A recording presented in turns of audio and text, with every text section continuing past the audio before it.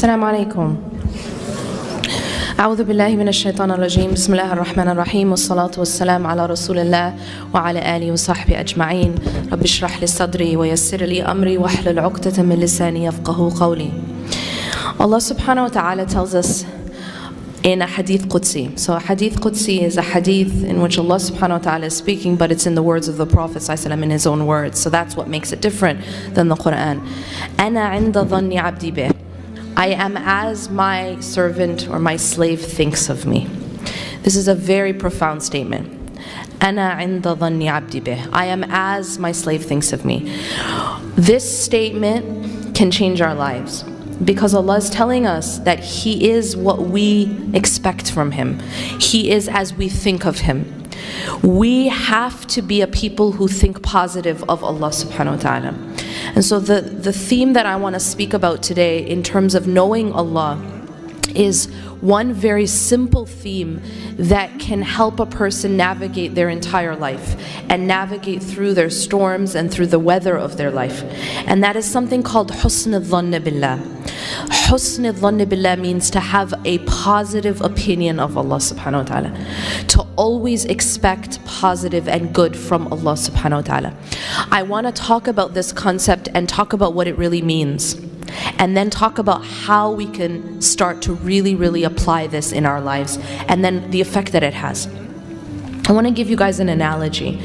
I want you guys to imagine that after this talk is over, you go outside and your mom is up, she's pulled in.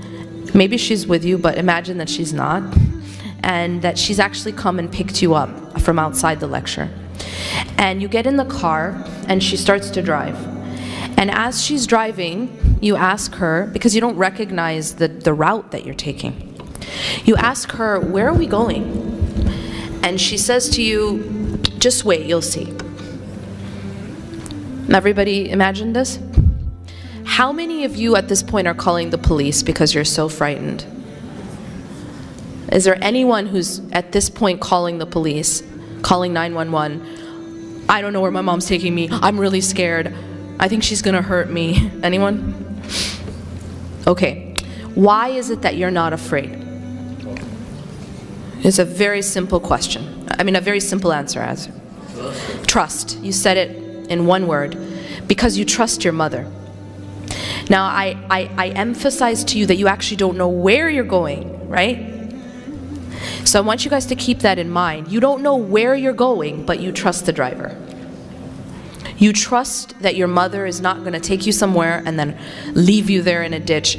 You trust that she's not going to hurt you. And so because of that trust, even when you don't know the route, even if you don't know where this driver is taking you, you have complete trust that she is not going to harm you. You have complete trust that the driver has your best interest in mind. Do you know what that's called? That's called husn al-dhann. That means that, see, many of us, we hopefully have husn al-dhann when it comes to our mothers. We know that our mother has our best interests in mind. We have a good opinion of our mothers. We trust our mothers. And because of that trust, and because of that good opinion, we don't panic even when we don't know where she's taking us. Now, what does that have to do with Allah subhanahu wa ta'ala? Allah takes us in our lives. Allah is the driver of our lives. And yet many of us, when we don't know where He's taking us, we panic. We do that thing where you call the police and say, "I'm scared, I don't know where I'm going." We do that. But maybe we're not calling the police. We're calling our friend, or we're calling our family member, or we're whoever it is that we're calling. But that feeling of panic, that feeling of anxiety, is because we don't have enough trust and a good opinion of the driver. Maybe you've taken turns in your life that you never expected. Maybe you went down routes that you never wanted. But if you have a good opinion of Allah subhanahu wa ta'ala, you know that He will never do something to harm you, even when you don't understand the route. I'm going to give you guys a second analogy. Have you guys ever been to the doctor before? Of course you have, right? Everyone's been to the doctor at least some point in their life. When you go to the doctor, imagine that you go to the doctor and the doctor says to you, ma'am or sir, you have a very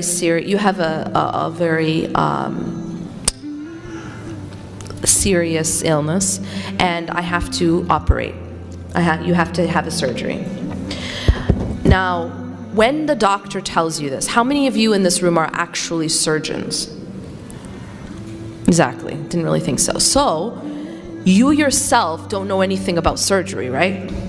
Is there anyone in here that can do brain surgery? Raise your hand. Okay, so no one in this room knows how to do brain surgery.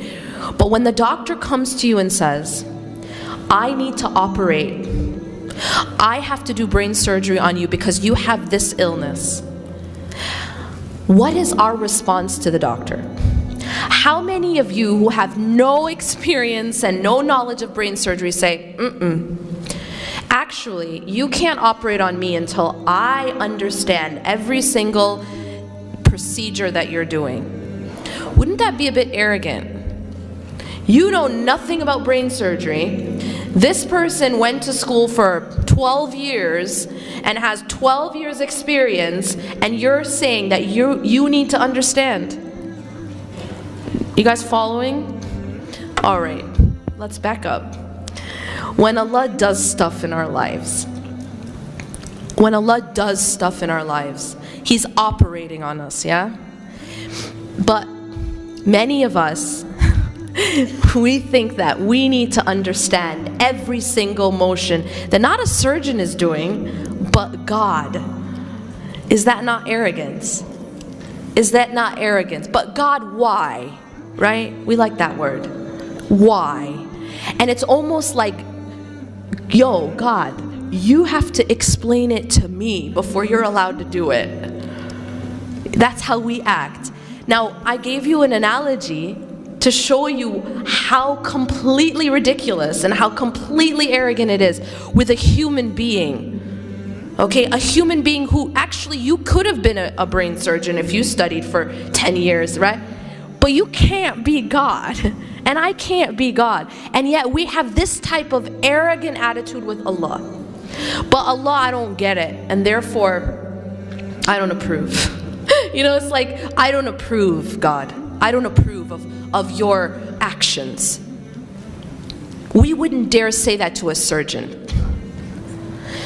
Allah subhanahu wa ta'ala knows what He's doing. This is what we have to realize. When you go and you study the names of Allah subhanahu wa ta'ala, you find that among His names are attributes of knowledge. Al-Alim, Al-Hakim. That Allah is the most knowing. Allah is the most wise. As-Sami', Al-Basir, right? The one who sees everything, the one who hears everything. So we're not talking now about your mother who's limited. We're not talking now about a doctor who's limited.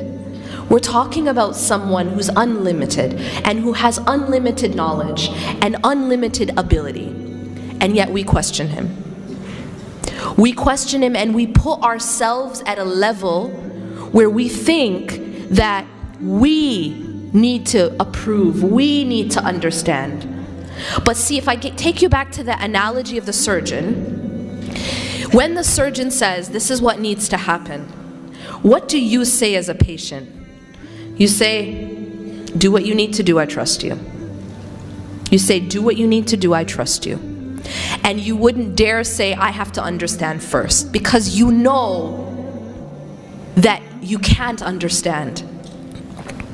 Allah subhanahu wa ta'ala tells us in the Quran, عَسَىٰ أَن تَكْرَهُ شَيْئًا وَهُوَ خَيْرٌ لَكُمْ. It might be that you hate something and it's good for you. Have you guys ever hated something before?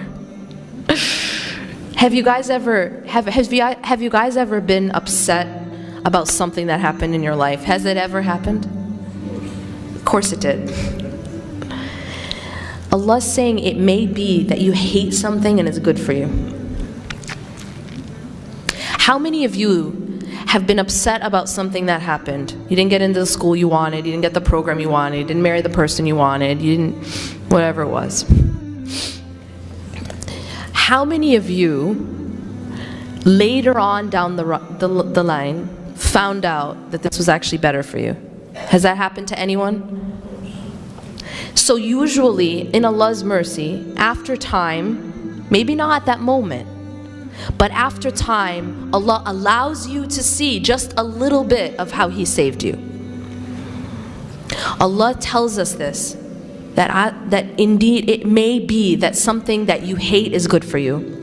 وَعَسَى أَن تُحِبُّ شَيْئًا وَهُوَ شَرٌ لَكُمْ. And it might be that you love something, you really wanted something, but it's actually bad for you. وَاللَّهُ يَعْلَمُ وَأَنْتُمْ لَا تَعْلَمُونَ. Here is the point. Allah knows and you do not know. This is where we have to come back and humble ourselves and realize who Allah is and who I am. See, if I go back to the analogy of the surgeon, there's only one case where you're not going to trust the surgeon. One of two reasons you won't trust the surgeon. The first, what if you're not quite sure they went to med school? You're not quite sure. You know what I mean? There's some shak in the matter. How are you going to feel about this surgery that you're about to undergo? You're not really going to be, you're going to be panicked. You're not going to trust the doctor. Because why? You're not sure of the doctor's knowledge. But what if you know that this doctor went to med school, but you think that this doctor's just trying to get rich? That maybe they have an ulterior motive, and maybe you don't really need that surgery, but they're going to get a lot of money. Are you going to feel relaxed? Are you going to trust the doctor? So, if you don't trust that the doctor has your best interests in mind, then you're also going to be panicked.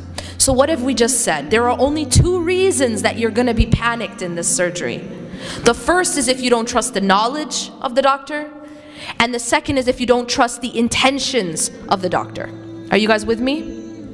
Now let's look at Allah subhanahu wa ta'ala, and He's high above any analogy. Do you trust the knowledge of Allah? Do you think Allah has the knowledge? Ask yourself this question. Does Allah know? And the answer is, whether you have weak iman or you have strong iman, I don't think anyone can argue with the fact that Allah knows, yeah? Allah knows everything. So that's the first criteria so that we can trust. The second criteria is intention. And this is what brings me to the topic that I wanted to speak about, and that is husn al-dhann billah. Do you really believe that Allah wants good for you? Do you really deeply believe that He has your best interest in mind? Or are you afraid that maybe, just maybe, He's trying to hurt you? See, you would never think for a moment that your mom's trying to hurt you, right? But do you really believe that Allah has your best interest in mind? This is a question we have to go deep to really ask ourselves. Allah subhanahu wa ta'ala is more merciful for us. He has more mercy for us than a mother to her child. But we have no problem trusting our mother. When things happen in our lives that hurt us, our level of understanding oftentimes affects our response. So I use this analogy in my classes of a child, a 6-month-old baby going to get a shot. Now that shot might have medicine in it. But what is the response of the 6-month-old child to getting a shot? Has anyone ever taken a baby to get a shot? It's not pretty, right? They scream, they yell, they kick, they're angry. And how do they feel towards the doctor, the one who gave them this shot? Are they happy with the doctor, folks? I know it's early, but are they happy with the doctor? No, they're very angry. The second child I want you to imagine is a 10-year-old who goes to get a shot. Now you can sit and kind of explain it to a 10-year-old, right? You're gonna get this shot, it's gonna make you better, but I'm sorry, it's gonna hurt for a moment, but it's going to heal you. It's going to make you stronger. And so what is the child who's 10's response to this shot? Well, maybe the doctor's not their best friend, but they're not gonna punch the doctor either, you know? They're patient. The third example is an adult. Now an adult has full comprehension of what is happening. The adult goes to the doctor, gets a shot, and now what's the response of the adult? Thank you, doctor. Absolute gratitude. But what about the prick? What about the pain? Do you see the difference between these three scenarios? Every single one of them had the exact same pain. Every single one of them had the exact same needle, the same experience. And yet each of them respond differently. Why? Because of their sight, their understanding. This is called basira. Basira means your ability to see, or your insight, your understanding. And so when a person, the one who had more understanding was able to respond differently. The child had no understanding beyond the pain. Many of us in our response to our life are like that child. We don't have any understanding beyond the pain, beyond the fact I didn't get what I wanted, or I lost something that I loved. It didn't work out my way, and that's all we see. And what's our response? Just like the child. Anger. Anger sometimes directed at God. Anger at Allah. How could you do this to me? How could you take this from me? How could you not give this to me? I've been asking for it for X amount of months and years. Why aren't you giving it to me? Right? Does this sound familiar at all? Why me? It's not fair. That's just like the response of the child who doesn't understand that this shot, although painful, is actually curing them. But then we talked about the 10-year-old. Now this is analogous to sabr, because sabr is the minimum of what we need to have as a believer in response to our life. And that is, even if it hurts, we do not complain against Allah. We are patient with the decree of Allah, even if we feel the pain. And it's human to feel pain.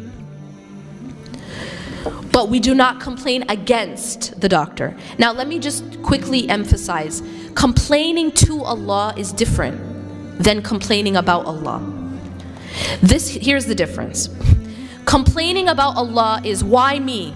It's not fair. How could you do this to me?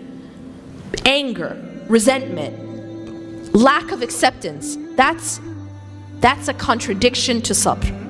And we have to avoid this type of response. If we have responded in this way, we have to fix it.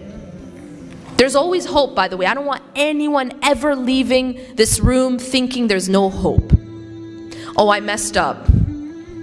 You know what, I don't have patience. I'll just, I give up. No. There's always hope so long as you're alive to fix it. You're here, you're hearing it now, and you can fix it. You can ask Allah to help you to be patient. But the third example was the adult. Now I explained to you that an adult has full comprehension of what's happening. And that's why the adult can respond with the highest level response, which is called rida. Rida means to be completely content with the decision of the doctor, with the decision of Allah subhanahu wa ta'ala. Rida. But see, you can't have that type of response without having an understanding of who the doctor is and what he's doing. And when you do have that type of understanding, that's when you can respond with the highest type of response of rida, of actually thanking the doctor. There are things that happened in your life, and at the time, you wished it would stop. You wished it hadn't happened.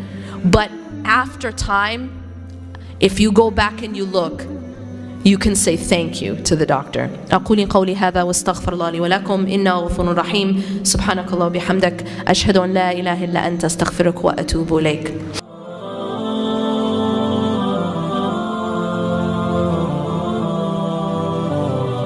الأرض ميدان نسير